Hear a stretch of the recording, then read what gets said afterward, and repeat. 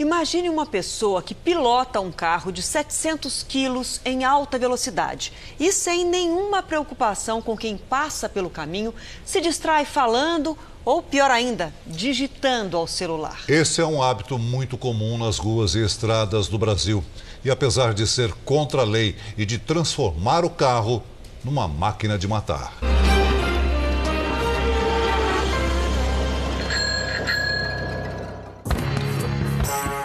Frota robusta.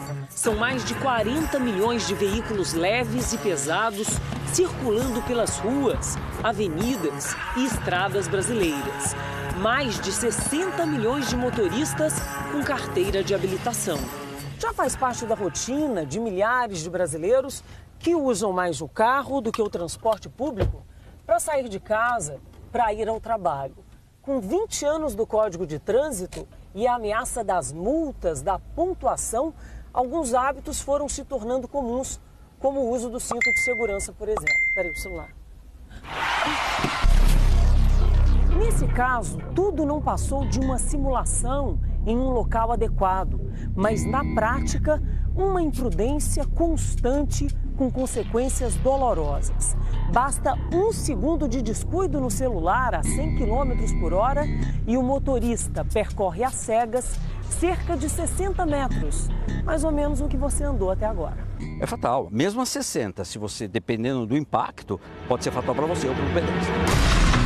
O Código de Trânsito tem 20 anos, mas só há 2, dirigir e falar ao celular passou a ser infração gravíssima. São 7 pontos na carteira e uma multa de quase R$300. Mas isso parece não intimidar os motoristas. O homem que dirige esse carro de luxo atende uma chamada e segue pela marginal. Com apenas uma mão no volante, são vários quilômetros. Ele para no engarrafamento e, quando abre o sinal, continua no celular.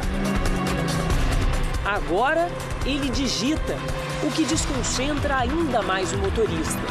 Nosso produtor acompanha o carro bem de perto por mais de 10 minutos e a situação é a mesma. A mulher do carro preto está concentrada, não no trânsito, mas na conversa ao celular. Flagrantes desse tipo de infração se repetem com frequência em várias ruas e avenidas de São Paulo. Não é diferente em rodovias, onde os motoristas digitam e falam ao celular com os carros em alta velocidade, o que aumenta em muito o risco de acidentes graves.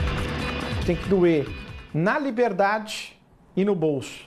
Só assim eu vou conseguir educar. Isso se eu não investir na educação. Eu vou ter sempre que educar pela punição, que é a pior forma de educar.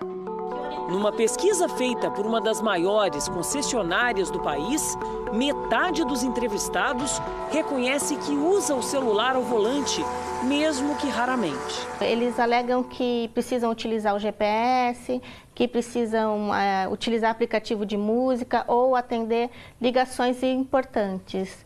Então, são coisas que podem esperar um pouco, né, para a pessoa utilizar o celular de maneira adequada e não correr nenhum risco. Um hábito perigoso que começa cedo. O público que assumiu que utiliza o celular mais frequentemente é a idade entre 18 anos a 25, 30 anos. Fomos até o autódromo de Interlagos com esse especialista em direção defensiva. Ele vai nos mostrar os perigos escondidos nesse gesto que parece inofensivo. A gente vai fazer 2 testes básicos. Um com o motorista atento à estrada, atento à rua, à sinalização numa situação normal. E um segundo teste muito fácil, já com certo desvio de atenção, uma mensagem, um descuido. Na primeira parte do teste, preciso fazer balizas simples em zigue-zague. Só vai piorar com a velocidade, mas mesmo uma velocidade baixa, que essa aqui que é 10, 15 km por hora, aumenta a dificuldade. O movimento do carro é lento, mas constante, sem atropelos. Agora, com desvio de atenção. E eu preciso responder a sua mensagem? Sim. Ó, ficou, já tem que dirigir com uma das mãos. Só de olhar o celular, o movimento muda, a velocidade cai. Bastante. Ó, agora freou. eu tenho que achar...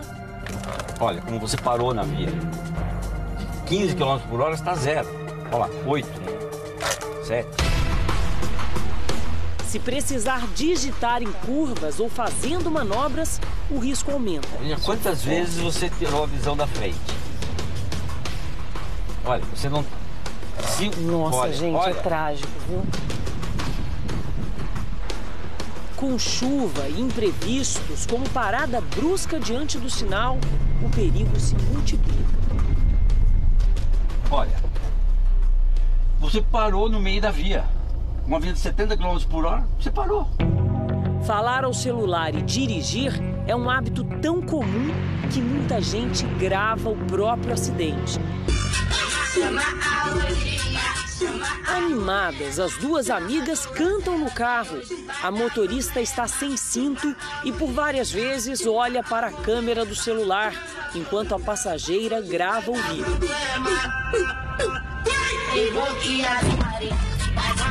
Nesse caso, a colisão foi leve e ninguém saiu ferido.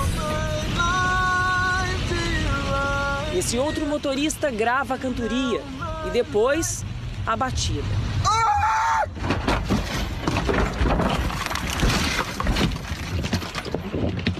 O rapaz assustado também saiu ileso, enquanto o celular continua registrando tudo.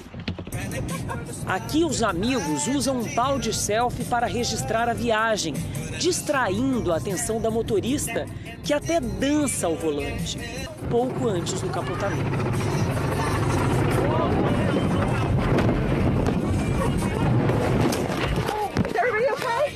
Por sorte, ninguém morreu. Não foi o que aconteceu com essas 3 mulheres em Goiás. Durante a gravação, o carro bateu de frente com uma carreta. Todos os ocupantes morreram.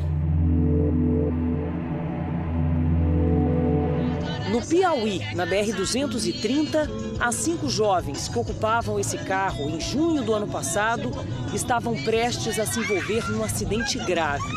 O carro saiu da pista e capotou várias vezes, tudo registrado no celular. Uma das passageiras não resistiu. O uso do celular ao volante foi uma das irregularidades que, segundo a polícia, levaram à morte 3 pessoas na manhã do dia 30 de setembro do ano passado em São Paulo.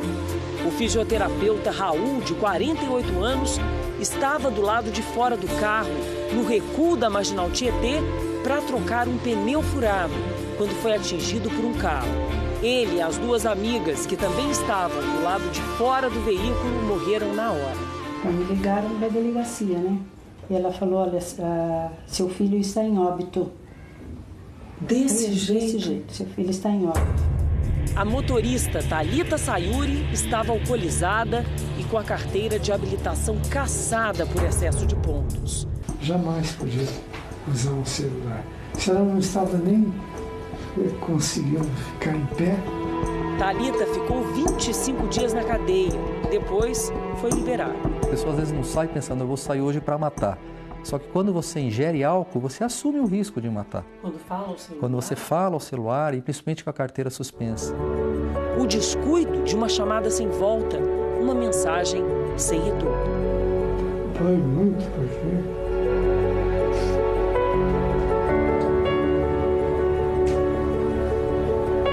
Porque desde pequenininho fui